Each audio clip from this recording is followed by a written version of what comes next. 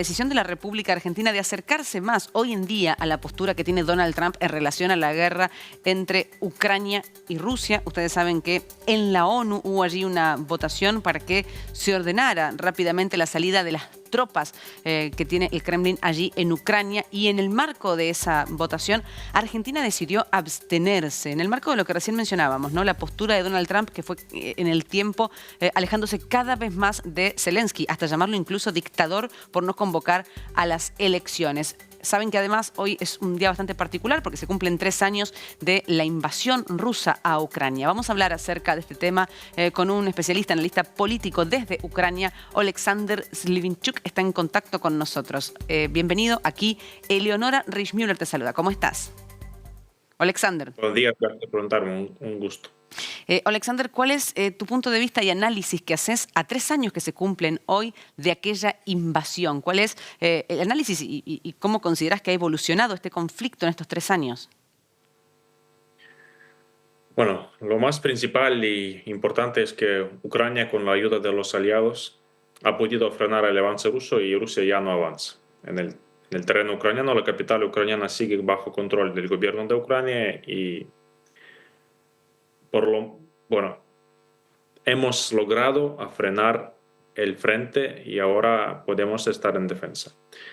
Está claro que Ucrania está luchando contra una potencia mucho más grande, una potencia nuclear. Ya es un logro significativo que Rusia no puede ganar esta guerra, digamos, como lo quería ganar de manera relámpaga.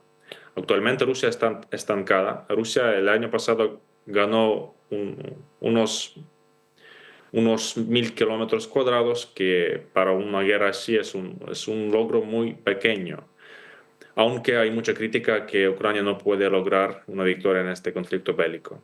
Yo repito que la sociedad ucraniana tiene una resiliencia enorme y lo está representando básicamente todos estos 3 años.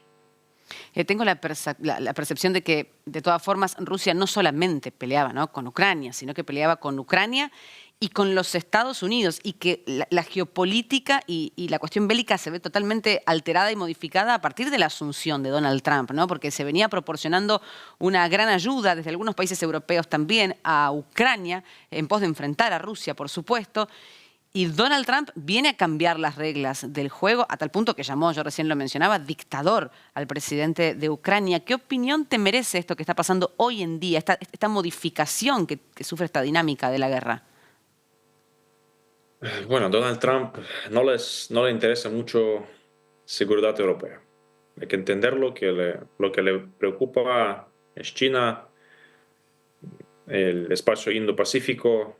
Eso sí, la Europa del Este, para él piensa que Europa tiene que preocuparse por su propia defensa. Sí, tiene razón en algún lado, porque Europa ya décadas no produce suficiente armamento, ya décadas no financia sus fuerzas armadas, teniendo una autocracia, dictadura como es Rusia aquí como vecino. Es un fallo. Entonces, ahora lo que sí quieren para que Europa ya ponga las pilas y financie su propia defensa. Pero hay que entender que Europa y Estados Unidos son 2 elementos juntos que no se puede decir que tenemos un océano entre nosotros y eso nos va a proteger. Vivimos una época moderna de globalización. La seguridad europea es clave para Estados Unidos. Sin seguridad europea, seguridad de Estados Unidos está acabado, listo. Y ellos solos no pueden jugar contra China, aunque Rusia no parece muy fuerte. Otra cosa, que perder Ucrania como lo hicieron, por ejemplo, salir desde Ucrania como lo hicieron con Afganistán, traicionar a Ucrania de misma manera, bueno, es un golpe. Donald Trump le gusta parecer un líder fuerte, parecer en medios de comunicación como un líder decisivo. Pero en Ucrania, con una paz débil, con una tregua de 2-3 años, eso no significa un líder fuerte y decisivo.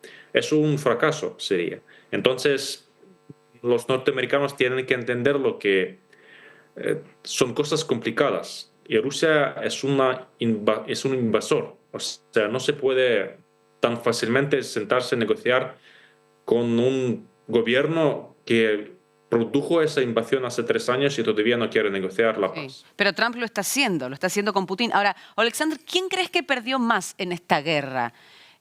¿Ucrania o Rusia? Ambos. Bueno, Ucrania, Claro, de diferentes maneras.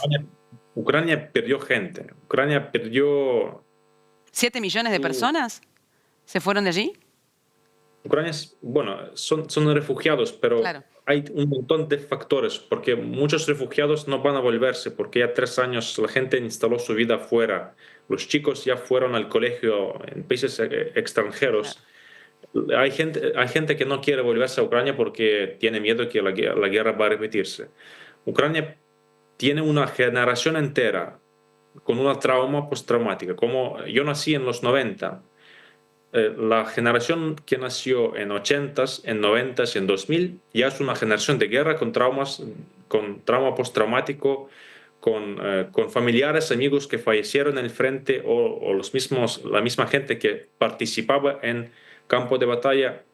O sea, es una cosa totalmente distinta que, por ejemplo, tiene Argentina o cualquier país Está en su región, clarísimo, absolutamente. donde no hay Sí. guerra. Para nosotros es lo parecido que sufrieron los europeos durante la Segunda Guerra Mundial. Para Rusia, bueno, ¿qué perdió Rusia? Perdió su imagen internacional. Ahora sigue existiendo esta gente que cree que Rusia es una especie de contrapeso contra Occidente. Aunque hay gente que intenta justificar acciones de Vladimir Putin.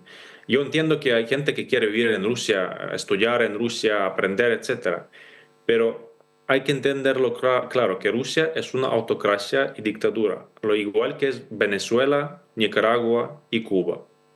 Al final, si alguien de verdad quiere hacer su carrera en un país así, pues lamentablemente eso va a terminar bastante mal. Ahora, Alexander, esto que vos mencionás, ya se sabía cuando Zelensky intentó, bueno, en pleno uso de la soberanía que tienen ustedes como ucranianos, poner allí una base de la OTAN, que inevitablemente, más allá de esto que menciono, que tiene que ver con hacer uso de su soberanía, era claro que Putin lo iba a tomar como una provocación y que podía reaccionar como definitivamente reaccionó, conociendo esto que vos mencionabas recién, ¿no? ¿Por qué crees que a pesar de ello Zelensky expuso a Ucrania a una guerra de estas características? ¿Crees que era inevitable o que si quizás no hubiera propuesto colocar allí una base bélica, una base militar, básicamente más que bélica, una base militar de la OTAN, podrían haber evitado este choque? Bueno, primero que Ucrania no quiso tener bases militares en nuestro territorio. Queríamos formar parte de la OTAN. Y yo explico por qué. Porque en Bueno, pero 2014, no es más, antes de sí, 2014, no es más o menos, antes de digo, 2014, perdón, Alexander, pero no es lo que pasa después, digamos, vos formas parte de la OTAN y después claramente puedes tener una base militar allí. por supuesto, pero antes de 2014, Ucrania era un país neutral. En Claro, 2013-2014, lo que hace Rusia es invade la provincia de Luhansk, de Donetsk y de Crimea. Las Crimea. tropas rusas están en el territorio ucraniano a partir de 2014. Es lo mismo que, por ejemplo, las tropas brasileñas entran por Misiones o los chilenos entran por Mendoza o por Córdoba. Sí, tremendo.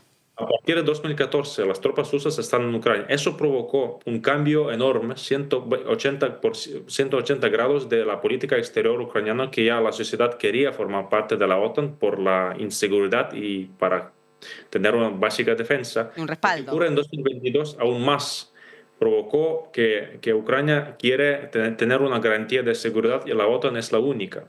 Pero yo estoy seguro que esta guerra fue inevitable porque Ucrania tenía dos opciones. La primera, seguir siendo un país satélite débil, títere, bajo presión de Rusia, lo igual que ahora es Belarus, por ejemplo. Porque Rusia tenía una gran intención de recuperar su influencia perdida después de la caída de la Unión Soviética. Por eso, nuestro rumbo sería ir hacia ser una provincia más de Rusia bajo liderazgo de Moscú. Y la segunda opción era ser un país independiente, soberano, como es Argentina, por ejemplo, Sí, está con su claro. propio gobierno y con su propia política exterior.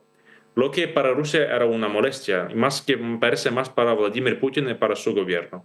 Y eso provocó la guerra. Rusia no tiene miedo de la OTAN, absolutamente no, porque la OTAN parece más débil que pareció antes.